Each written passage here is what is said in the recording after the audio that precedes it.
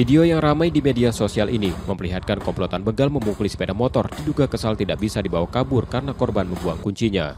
Peristiwa ini terjadi di Jalan Inspektur Marzuki Palembang pada Minggu 4 Januari 2025 dini hari kemarin. Selain merusak motor, pelaku juga menganiaya pemiliknya dengan senjata tajam hingga mengalami luka serius. Belakangan korban diketahui bernama M. Agustian Pratama yang sempat melawan dengan pelaku. Kejadian berawal saat ia bersama teman-temannya akan pulang menggunakan dua motor.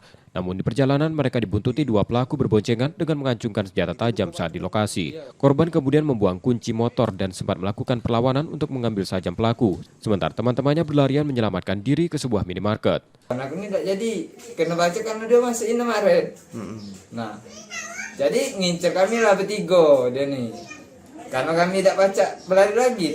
Yang kawan aku duonya tadi yang sama aku banyak tiga tuh berlari masuk lorong. Tinggal aku dewean enggak ceritanya. Pertama tuh kan dia nak nganu kepala kak, nak ngebaca kepala. Aku tangkis, yalah inilah lukanya. Mungkin dia kesel kan, kuncinya aku cabut kan, ya tidak dapat motornya, ya itulah dia ngancurin motor aku kak. Setelah kejadian, korban berobat ke rumah sakit dan melapor ke Polsek Ilerbar 1 Palembang. Rizky Oktora, Muklas Diferensial, Kompas TV, Palembang, Sumatera Selatan.